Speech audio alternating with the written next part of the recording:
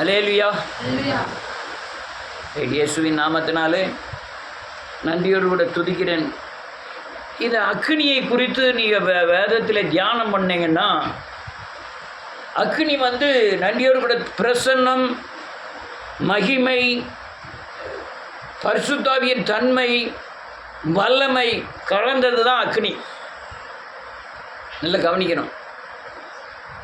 வல்லமையின் பலத்தை விட அக்னியின் பலன் அதிகம். பிரசன்னத்தின் பலத்தை விட அக்னியின் பலன் அதிகம்.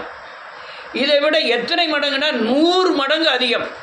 தேவ பிரசன்னத்தை காட்டிலும் அக்னி 100 மடங்கு அதிகம். என்ன 100 மடங்கு அதிகம்னா, அதனுடைய வல்லமையின் பராக்கிரமம் அதிகம். ஒரு மலை முழுவதும் அக்னினால் நிரம்பி புகையும் அல்லவியா அக்னியும் பிரசன்னமும் மகிமையும் அந்த இடத்துல வெளிப்பட்டது. அப்போ அக்னியின் தன்மையானது தேவ வல்லமை நிறைந்தது. சொல்லுங்க, அக்னியின் தன்மையானது தேவ வல்லமை நிறைந்தது, தேவ பிரசன்னம் நிறைந்தது, தேவ மகிமை நிறைந்தது. இதில் கிரியை செய்தது யாருன்னா பரிசுத்தாவியானவர். இது சபைகளுக்கெல்லாம் போதிக்காத சத்தியங்கள். இந்த பரிசுத்தாவியானவர் பிரசன்னத்திலும் கிரியை செய்வார், மகிமை வெளிப்படும் போதும் கிரியை செய்வார், வல்லமையிலும் இந்த பரிசுத்தாவியானவர் கிரியை செய்வார். ஆனால் இந்த எல்லாம் சேர்ந்தது தான் அக்னி. இது பல இடங்களிலே இந்த வேத புஸ்தகத்தில் இந்த அக்னி வெளிப்பட்டதாய் வாசிக்கிறோம். ஆமென். சீனாய் அல்லேலூயா. நன்றியோடு கூட துதிக்கிறேன். மோசேக்கு முன்பாக முள்செடி பற்றி எறிந்தது. ஆனால் முள்செடி எரியவில்லை. அதிலிருந்து வார்த்தை உண்டானது. மோசேக்கு அழைப்பு வந்தது. அல்லேலூயா. அதை நம்ம யாத்திராகமத்தில் வாசிக்கிறோம். அக்னி பற்றி எறிந்தது. அவன் உடனே நான் போய் கிட்ட போய் பார்ப்பேன் அப்படின்னு சொல்கிறான். ஆண்டவர் சொன்னார், நீ நிற்கிற பூமி பரிசுத்த பூமி, உன் பாதரட்சைகளை கழட்டி போடு அப்படின்னார். இந்த அக்னியை பார்த்து அசந்துட்டான். இந்த அக்னியை பார்த்த விதம் வேற, நம்ம படித்து பார்க்குற விதம் வேற. அவன் பார்த்த விதம், இயேசு சிலுவையில் அறையப்பட்டு இயேசுக்குள்ள அக்னி, அந்த ஆக்கினை தீர்ப்பு அவருக்குள்ள படவே இல்லை. அல்லேலூயா. ஆனால் ஆக்கினை அல்லேலூயா. எப்படி தானிய சாத்ராக் மேஷாக் ஆபேத்நேகோ 3 பேர் அல்லேலூயா அக்னியில் தூக்கி போடும்போது அவர்களுக்குள்ள இந்த அக்னி பேலன்ஸ் செய்யாதது போல, இயேசு கிறிஸ்துவை சவுக்குகள் அடிக்கும் பொழுதும், முள்முடி சூட்டப்படும் பொழுதும், கோலால் அடிக்கும் பொழுதும், அது அக்னி தீர்ப்பை தான் இந்த மோசேக்கு வெளிப்படுத்தின இந்த அக்னியின் தன்மை. எவ்வளோ பேர் புரியுதுங்கன்னு தெரியல. இதுதான் அல்லேலூயா அந்த வெளிப்பாடுகள், அந்த திஷ்டாந்தரம். இயேசு கிறிஸ்து சிலுவையில் அறையப்படக்கூடிய திஷ்டாந்தரத்தை ஆதியாகமம் 3வது அதிகாரத்தில் தேவன் மோசேக்கு வெளிப்படுத்தி நமக்கும் அதை வெளிப்படுத்துகிறார். எவ்வளோ தூரம் பழைய ஏற்பாட்டில் நீங்கள் இயேசுவை கண்டுகொள்கிறீர்களோ அவ்வளவுக்கு தூரம் நீங்கள் ஆவிக்குரிய பலவான்கள். நீ பழைய ஏற்பாட்டில் இயேசு கிறிஸ்துவை நீங்கள் கண்டுகொள்ளலன்னா புதிய பார்ப்புக்குள்ள வெளிச்சம் உங்களுக்குள்ள இல்லைன்னு வேலைன்னு சொல்லுகிறது. அல்லேலூயா. அதனால் இந்த யாத்திராகமம் 3வது அதிகாரத்தில் எழுதியிருக்கிற அந்த அக்னி சிலுவையில் அறையப்பட்ட இயேசு கிறிஸ்துவோடு ஒப்பிடப்படுகிறது. அதில் தேவ வல்லமை வெளிப்பட்டது, தேவனுடைய மகிமை வெளியரங்கமானது, தேவனுடைய அல்லேலூயா பிரசன்னம் வெளிப்பட்டது. அந்த அக்னி பற்றி எரிந்தது. அடுத்தால நன்றியோடு கூட நீங்கள் எல்லோரும் கேட்டு கேள்விப்பட்டிருப்பீங்க. அந்த எலிசா வேலைக்காரன் போய் சொன்னோன்னா அவங்க ஆத்மா கண்களை திறந்தோன்னா அக்னி மயமான ரதங்களும் குதிரைகளும் நிற்க கண்டான்னு சொல்லி எழுதியிருக்கோம். இந்த அக்னி மயமான குதிரை ரதம் என்னன்னா, இதுவும் பாதுகாக்கும்படியாய் அனுப்பப்பட்ட தேவ அக்னி. அல்லேலூயா. யாத்திராகமம் 14வது அதிகாரத்தில் செங்கடலை பிளந்து நடக்கும் பொழுது அக்னி ஸ்தம்பம், மேக ஸ்தம்பம் இவர்களை காட்டுதுன்னு வேதத்தில் வாசிக்கிறோம். இந்த அக்னியுமே மக்களை பாதுகாக்கக்கூடிய வல்லமை உள்ளது. சாலமோன் ராஜா ஆலயம் கட்டினோன்னு போய் ஜெபம் பண்ணுறாரு. 7வது அதிகாரத்தில் வரும்னு நினைக்கிறேன். ஜெபம் பண்ணும்போது வல்லமையான அக்னி புறப்பட்டு பயங்கரமாக எரிய ஆரம்பிச்சிட்டு. அல்லேலூயா. இப்படி பல இடங்களிலே நாம் அக்னியை பார்க்கிறோம். ஆனால் புதிய ஏற்பாடு வரும் பொழுதோ, கேட்குறீங்களா, புதிய ஏற்பாடு வரும் பொழுதோ நீங்கள் அப்போஸ்தலர் நடவடிக்கைகள் 3வது அதிகாரத்தில் காட்டப்பட்ட அக்கினி, அதற்கப்புறம் தொடர்ச்சியான பிரசங்கத்துக்கு அப்புறம் ஆண்டவர் சொன்னார், அக்கினியை போட வந்தேன், இப்பொழுதே பற்றி எரிய வேண்டும் என்று விரும்புகிறேன் என்று சொன்னார். நல்லா கவனிக்கிறோம். இந்த நாம் மனம் திரும்பி பாவ மன்னிப்பை பெற்ற உடனே நாம் பெறுகிற கிறிஸ்துவின் ஆவியானவர் தான் அக்கினியின் தன்மையுடையவர். அந்த ஆவியானவர் கிறிஸ்து. அவர் நமக்கு ஜீவனை உண்டாக்கும்படியாய் நம்ம பாவத்தை சுட்டரிக்க கொடுக்கப்பட்ட அக்கினி. அதான் இயேசு சொன்னார், நான் மேலே அக்கினியை போட வந்தேன், அந்த அக்கினி பற்றி எரிய வேண்டும் என்று விரும்புகிறேன். எரிதல் எதுக்குன்னா, இன்னும் குறையா இருக்கிற பாவ சாமங்களை சுட்டரிக்க தான் கிறிஸ்து நமக்குள்ளே இருக்கிறார். அல்லேலூயா. இந்த அக்கினியின் வல்லமை, அல்லேலூயா, நன்றியோடு கூட துதிக்கிறேன். இயேசுவே சொல்லும்போது 12வது அதிகாரம் நினைக்கிறேன், லூக்கா, அல்லேலூயா, அக்கினியை போட வந்தேன் பற்றி நீ முழுக வேண்டிய ஒரு ஸ்நானம் உண்டு அப்படின்னு சொன்னார். 50வது வசனத்தில் வரும், முழுக வேண்டிய ஒரு ஸ்நானம் உண்டு. அப்போ என்னென்ன அர்த்தம்னா, நீ எனக்குள்ள பாவம் இருக்குது, நான் எப்படி போதிக்க போகிறேன்னு தெரியல, கர்த்தர் கிருபை செய்வாராக. என்னுடைய அபயங்களில் எல்லா பக்கமும் பாவம் இருக்குது. தேவ அக்கினி எனக்குள்ளே இறங்கணும்னா ஒரு பாவத்தை சுட்டரிக்கு, மிச்சமும் எனக்குள்ளே என்ன இருக்கு, பாவம் இருக்குது. அப்போ நாம் அந்த அக்கினியை பெற்று பெற பெற பெற அது பாவத்தை சுட்டரிக்க நான் அக்கினிக்குள்ளே என்ன செய்கிறேன், மூழ்கிறேன். கிறிஸ்துக்குள்ளே மூழ்குவதே அக்கினி, அல்லது அக்கினி அபிஷேகத்தில் மூழ்வதின் அடையாளம். கேக்கா என்ன சொன்னேன், அக்னி அபிஷேகத்தின் அடையாளம். அவர் தருகிற வார்த்தை, ஆவியானவர் தருகிற வார்த்தை அக்னி. நான் சும்மா எல்லாம் அவ்வளோ ஸ்டெப் எடுக்கல, பெரிய ஸ்டெப் எடுத்துக்கிட்டு இருக்கேன். நான் நினச்சேன் நம்ம மேலே கேஸ் போடுவாங்க, எல்லாம் தெரியும். ஏன்னா நீ என்னன்னாலும் பிரசங்கிக்கலாம், சிலுவை குறித்து பிரசங்கிக்கு பிசாசு பிடிக்க வச்சாது. உன்னை ஆசீர்வதிக்கிறா, உன்னை மேன்மைப்படுத்துகிறா, அப்படிலாம் பிரசங்கம் பண்ணுங்க. நான் ஒரு தடவை என்னது ஃபேஸ்புக்கில் போட்டுவிட்டேன், எழுப்புதலை குறித்து. ஒவ்வொருத்தன் என்னெல்லாமே எழுதுனான் தெரியுமா, பயங்கரமாக எழுதுனான். ஒருத்தன் டெலிஃபோன் பண்ணி எனக்கு பேசினான். இதுக்கு அதிகாரம் யார் கொடுத்தான்னு, நம்ம வாக்குவாதம் பெற பண்ணக்கூடாது, கட் பண்ணிட்டேன். சிலுவை குறித்து பேசுறது அதிகாரம் யார் கொடுத்தானே எனக்காக. அது ஒரு ஆள் என்ன கண்ணனூரா, அந்த ஊரில் எவனோ ஆப்பிரிக்காக்காரன் இருக்கானா, அவன் தான் ஏசுவான், அவனை கும்பிடணும்னா. என்கிட்ட ஆப்பிரிக்காக்காரன் கண்ணனூரில் வந்து இருக்கான் போல் இருக்கு. அவன் 3000 பேர் 4000 பேர் வழி நடத்துவான். கண்ணனூர்னு இருக்கோ, கேரளா, கண்ணூரா, என்ன ஊரோ. அவன் என்கிட்ட ஃபோன் பண்ணி சொல்லுவான், நீ எப்படி, உனக்கு அதிகாரம் யார் கொடுத்தா அப்படி ஏசு சிலுவை குறித்து பிரசங்கிக்கிறது, என்ன நினச்சிக்கிட்டு எழுந்தது, இவர் தான் சாமி, அவர் தான் இயேசு. இப்போ உயிர் திறந்த இயேசுவே இவன் அவர் பேரை சொல்லிட்டு அவர் படத்தை எனக்கு அனுப்பினான், இவர் தான் இயேசு அப்படின்னா. அடப்பாப்பி, நான் வாக்குவாதம் பண்ணதுக்கு ரெடி இல்லை. இப்போவும் வால்போஸ் ஓட்டுனா 5-6 பேர் கேள்விக்காக தான் செய்வான், டிவியில் போட்டால் கேட்க தான் செய்வான். அதனால் கட் பண்ணிட்டு போன கேஸே போடுவான். நான் ஒன்று தான் நினச்சேன், இந்த நக்கீரன் கோபால் இருக்காங்களா, 267 கேஸ் இருக்கு அவனுக்கு. ஜெயலலிதாமாவே 10 கேஸ் போட்டிருக்காது மேலே. அதை வச்சுக்கிட்டு கிங்கான் மாதிரி அலைய தான் செய்தான். ஏன்னா சீமான் மேலே எவ்வளோ கேஸ் இருக்குது தெரியுமா, அவனுக்கு 200 கேஸுக்கு மேலே இருக்குது. ஏசு கிறிஸ்துக்காக ஒரே ஒரு கேஸ் நம்ம அட்டன் பண்ணக்கூடாதா?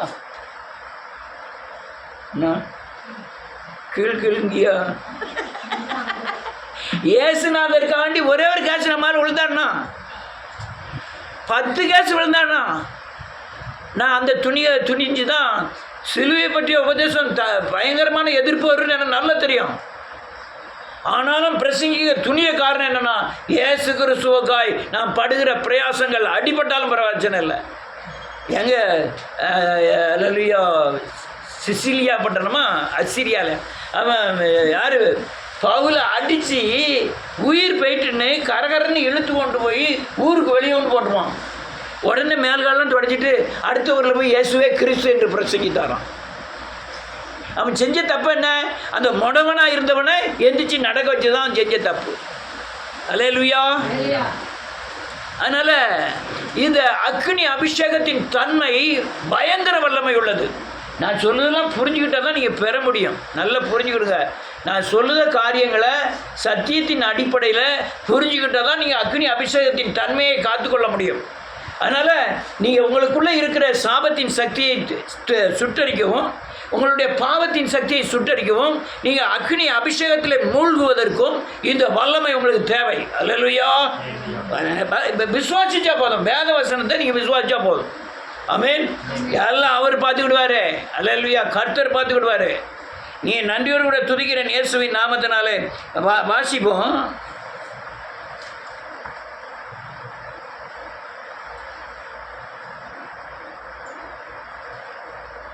பன்னிரெண்டாவது வசனம்.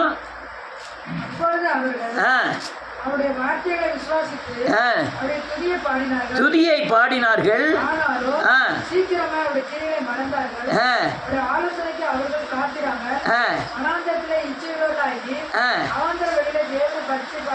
போதும். அதில் வாசிக்கணும். அல்லேலூயா. வேதம் சொல்லுது, எல்லாம் தேவனை துதிச்சுட்டு இருக்காங்க, அடுத்த நிமிஷம் தேவனை மட்டுப்படுத்துகிறார்கள். அல்லேலூயா. அவர் செய்த நன்மைகளை அநேகத்தை மறந்தார்கள். நல்ல கலங்க உங்களுக்கு அபிஷேகம் நிலைத்திருக்குன்னா அவர் செய்த சகல உபகாரங்களையும் மறக்க விடாது, தெத்த விடாது. தெத்த விடவும் நீங்க தெத்துனீங்கன்னா என்ன, காயப்படுவீர்கள். தெத்துனா என்னாகும்? யாருக்கு நஷ்டம்? நமக்கு தான் நஷ்டம். அவருடைய இரத்த கோட்டைக்குள்ள நீங்க எப்பவும் தங்கி இருக்கணும். திமிர்றது, தெத்துறது, என்ன செஞ்சிடும் நினைக்கிறது, பயங்கர காயப்படுவோம். நான் ஐயா சாமி ஆண்டவரே பிச்சை போடும்னு சொல்லிட்டு போனாலே அடி கிடக்கி.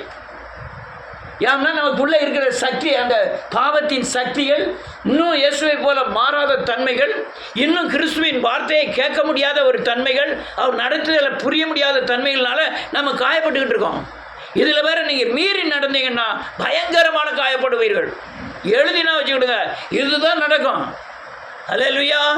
அதனால பாடினார்கள் 13வது வருஷத்துல, ஆனாலும் சீக்கிரமாய் அவருடைய கிரியைகளை மறந்தார்கள். அங்கு அவருடைய ஆலோசனைக்கு காத்திராமல் வனாந்திரத்திலே இச்சை உள்ளவர்களாகி அவாந்திர வழியிலே தேவனை பரீட்சை பார்க்க ஆரம்பித்தார்கள். இதெல்லாம் அவரை பரீட்சை பார்க்கும், நமக்காக தான் பரீட்சை. அவரை பரீட்சை பார்க்கறது யாருக்கு பரீட்சை? நமக்கு பரீட்சை. அவரை பரீட்சை பார்க்க முடியுமா? வந்தாவா வராட்டா போ, இருந்தா இருக்காட்டா போட்டு அவர் பாட்டு போயிட்டு இருப்பாரு. நம்ம தான் பரீட்சைக்கு உட்படுகிறோம். ஆமென். காயப்படுது யாரு? நீங்க பரீட்சை பார்த்துட்டு அவரை பரீட்சை பாருங்க, அவரை காயப்படுத்த முடியுமோ? ஆனால் நீங்கள் பரீட்சைக்கு உள்ளே போயிட்டீங்கன்னா நீங்கள் என்ன செய்யணும்? காயப்படணும். நான் சொல்லுது புரியுதா?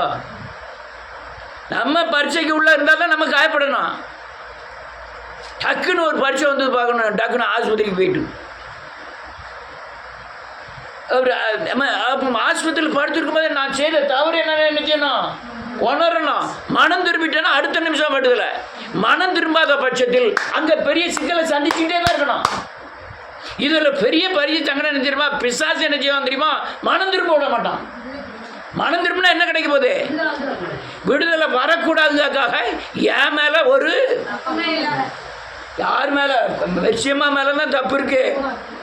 அந்த சோபியா மேலே பயங்கர தப்பு இருக்கு. என் மேலே நான் அது ஏன் அந்த பிசாசு பண்ணுற பயங்கரமான கொடிய தந்திரம் என்ன தெரியுமா? மனம் திரும்பி விடுதலை ஆகக்கூடாது.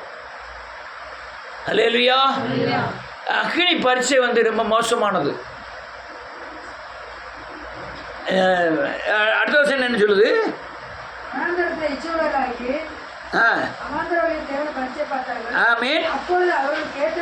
கொடுத்தார். இதுதான் பிரச்சனை. இப்ப பெரிய பிரச்சனை என்ன தெரியுமா? அல்லையா, நீங்க சரியானபடி மனம் திரும்பலன்னா ஒருவேளை எல்லா ஜபரும் கேட்டு நீங்க விடுதலை ஆயிடுவீங்க. ஆனா ஆத்துமாவில் இழைப்பு இருக்கும். இழைப்புனா என்னது? இளைப்பாறுதல் இல்லாம போகும். சமாதானமற்ற தன்மை. இந்த இளைப்பாறுதல் நம்ம இளைப்பு அனுப்புவார். எல்லாம் நடக்கும், இளைப்பு அனுப்புவார். உங்கள்ட்ட பணம் எல்லாம் ஏகப்பட்ட பணம் இருக்கு, சமாதானம் இல்லைன்னா நிம்மதி இருக்காது. சமாதானம் இல்லாத தன்மை. இப்போ தாவீதுகிட்ட ஏகப்பட்ட பணம் இருக்கு இருக்கோ, ஆனால் சமாதானமும் இருக்க காரணம் என்ன தெரியுமா? பைபிள் தெரியாது, பெரிய நம்ம உங்களை மாதிரி ஜெபம் பண்ணுறதெல்லாம் கிடையாது. நீங்கள் 4 பேர் ஐக்கியப்பட்டு இயேசுவை பற்றி பேசுறீங்க, அதெல்லாம் கிடையாது. அப்போ மாப்பிள்ளை எங்கே போகிற, மச்சான் எங்கே போகிற, ஹாய் ஹாய் ஹாய் ஹாய். ஆனால் இந்த தேவன் என்னை விடுவிக்கிறவருங்கிற ஒரே ஒரு எண்ணம் தான் அவரை என்ன செய்யுது, காப்பாற்றுது. எந்த நிலைமையிலும் எங்கே போனாலும் அவர் பாதத்தில் போய் விழுந்துடணும் ஐயா. என்னது வடகரையில் போய் சாப்பாடெல்லாம் குடிச்சிட்டு வந்தால் நமக்கு என்ன கிடைக்க போகுது? விடுதலை கிடைக்க போகுது. ஏதோ ஒரு வழி அவர் தெரிஞ்சுக்கிட்ட ஒரு வழி. அல்லேலூயா. அதனால் இது அநேகர் கிறிஸ்துவ ஜீவியத்தை சொந்த அறிவின்படி சுய ஞானத்தின்படி நடத்த விரும்புகிறார்கள். அதனால தான் அநேகர் காயப்பட காரணமே அதுதான். அல்லேலூயா. அடுத்தால என்ன இருக்கு? இல்லை,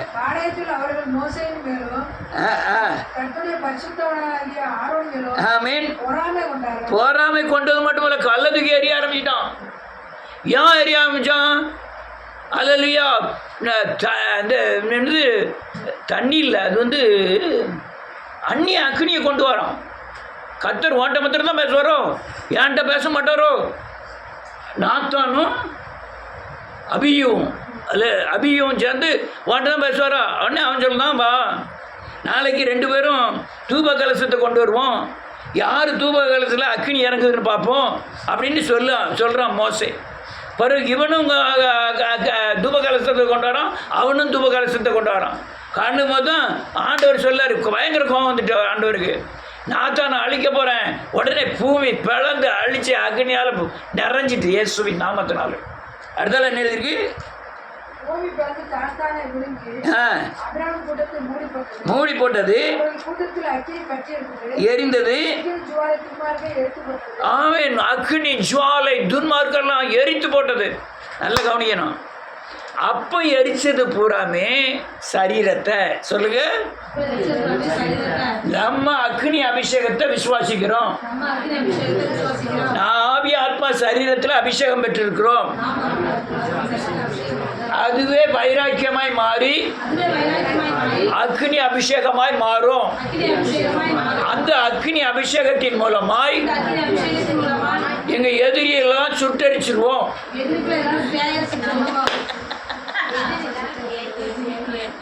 யார சொன்னது கரெக்டு? யார? நமக்கும் மாம்சத்துக்கும் எதிரி. மாம்சத்தோடு ரத்தத்தோடு நமக்கு என்ன இல்லை? போராட்டம் இல்லை. நமக்கு யாருக்கும் போராட்டம்? நமக்கும் பிசாசுக்கும் போராட்டம். அப்போ ஒரு மனுஷனை இந்த அக்னி போய் சுட்டரிக்குன்னா மனுஷனை சுட்டரிக்காது. யாரை சுட்டரிக்கும்? ஆவியை தான் சுட்டரிக்கும். பழைய ஏற்பாடுல மனுஷனை அக்னி சுட்டரித்தது, புதிய ஏற்பாடுல மனுஷனுக்கு உள்ள இருக்கிற ஆவியை சுட்டரிக்கும். அல்லேலூயா. அடுத்த நிலை இருக்கு.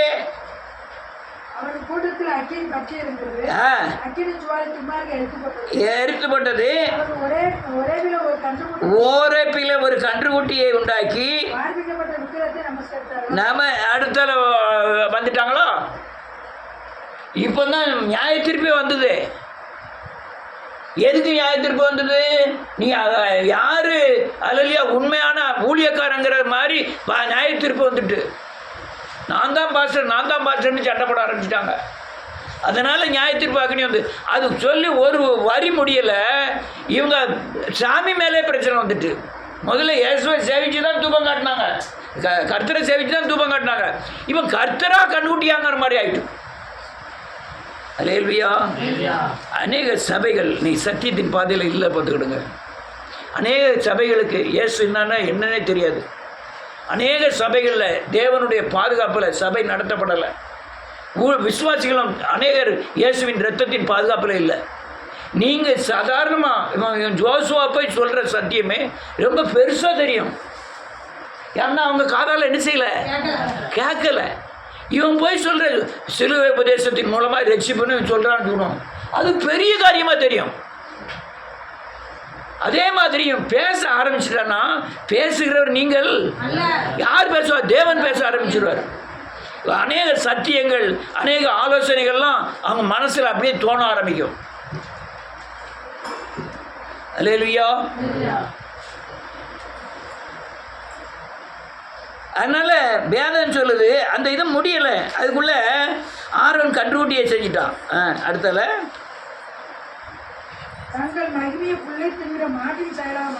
மாற்றினார்கள். ஆமென். ஆமென். ஆமென். ஆமென். வேதம் சொல்லுது, அவங்க பிரித்தெடுத்ததே பெரிய காரியங்கள். இதை மட்டும் நான் சொல்லி முடிக்கிறேன். இயேசுவின் நாமத்தினாலே 10 வாதைகள் கொடுக்கப்பட்டது. 10 வண்டானாலும் சரி, தவளையானாலும் சரி, அல்லேலூயா, நன்றியோடு கூட துதிக்கிறேன். அல்லேலூயா, மழையானாலும் சரி, நதியானாலும் சரி, இது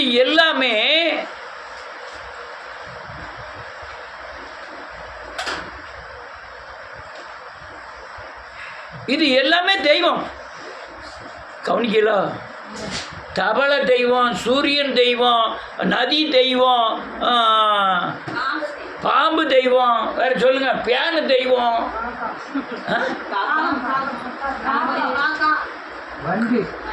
காக்காயா,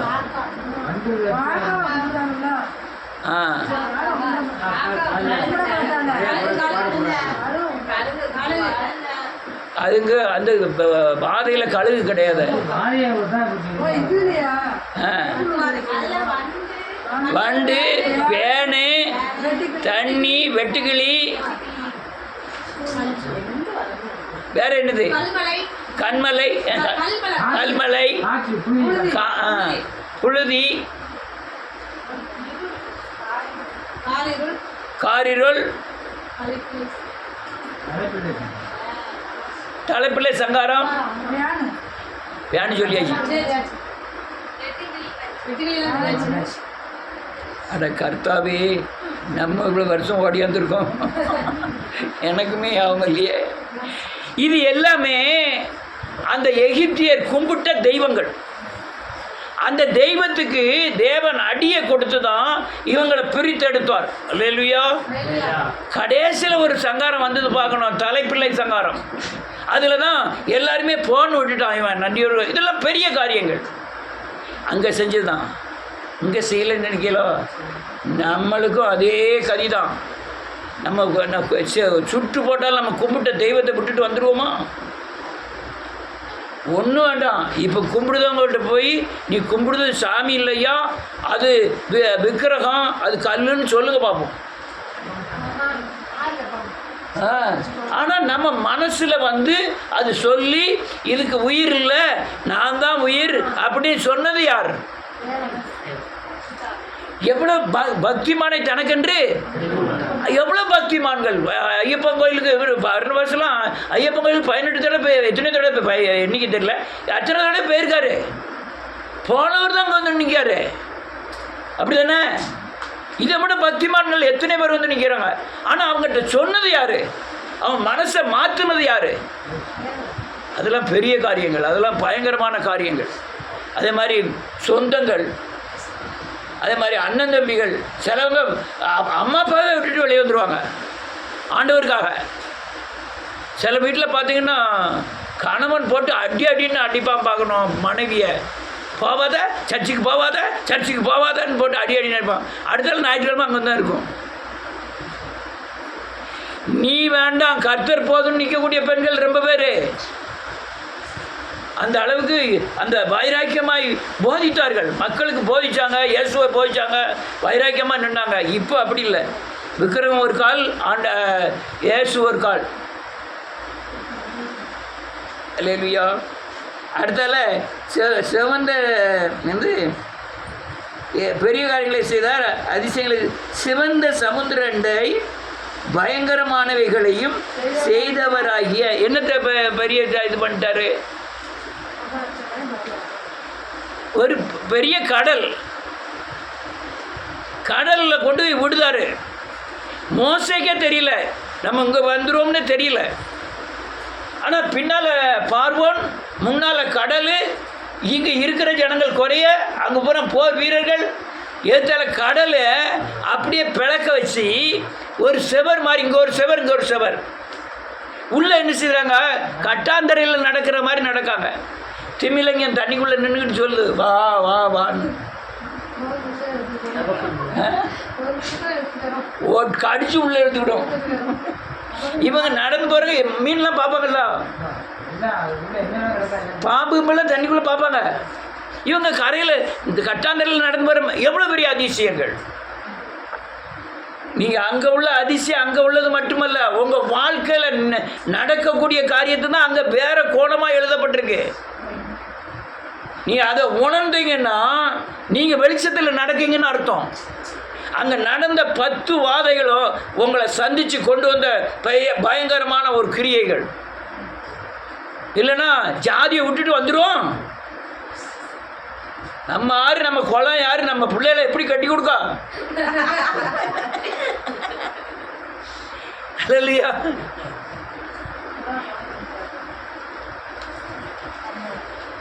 எத்தனை பேர் இல்லையா? இதெல்லாம் பயங்கரமானவர்கள். இரட்சகரான தேவனை அவர்கள் என்ன செய்தார்களாம், உடனே மறந்தார்கள். இதனால் இதான் தண்ணீர்லையும் தீயிலும் தள்ளுகிறான். ஒரு நேரம் அனல், ஒரு நேரம் குளிர். கொஞ்சம் அதிசயம் பெற வேண்டியது, அதை சாப்பிடும்போது கர்த்தரை துதித்து மகிமைப்படுத்த வேண்டியது. அது கொஞ்ச நேரம் கழிச்சு கர்த்தரை என்ன செய்கிறது, மறுதளிக்க வேண்டியது. அடுத்தால கர்த்தரை ஒரு அடி அடிக்க வேண்டியது, திருப்பி வந்து கர்த்தருக்கு வேண்ட வேண்டியது, திருப்பி நன்மை செய்ய வேண்டியது, திருப்பி தேவனுக்கு நடத்த வேண்டியது. அதுக்கப்புறம் நல்லா சாப்பிட்டுட்டு காடையை சாப்பிட்டு கர்த்தர் என்ன செஞ்சாருன்னு சொல்கிறது. நாங்கள் இஸ்ரேல் ஜனங்களை சொல்லலை, இஸ்ரேல் ஜனங்களை சொல்லலை, நம்ம தான். அதான் தின்னுட்டு ஆண்டவர் என்ன செஞ்சிட்டாரு, இந்த ஆண்டவர் என்ன செஞ்சாருன்னு கேட்குற கேள்வி இந்த கண்ணிலலாம் என்ன செய்ய முடியாது. இந்த கண்ணில் இருந்தால் தான் பார்க்க முடியும், இல்லைன்னா பார்க்கவே முடியாது. அடுத்தால வாசிப்போம், அதே வசனத்தை மேலே கீழே வரையும் வாசிப்போம். 8வது வசனத்திலிருந்து.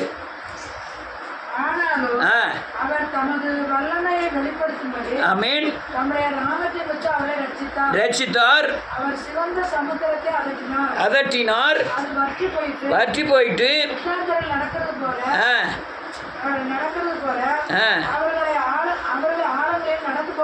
பண்ணினார், ரட்சித்து மீட்டார், மூடி போட்டது இருக்கவில்லை. விசுவாசித்து பாடினார்கள், மறந்தார்கள், காத்திராமல் ஆகி தேவனை பரிச்சை பார்த்தார்கள்.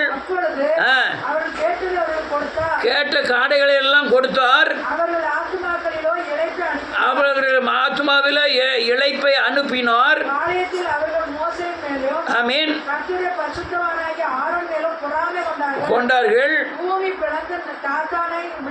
விழுங்கி மூடி போட்டது, எரிந்தது, எரித்து போட்டது, உண்டாக்கி நமஸ்கரித்தார்கள், மாற்றினார்கள். ஆமீன். ஆமீன். ஆமீன். மறந்தார்கள். எல்லாரும் எழுந்து நிற்போம்.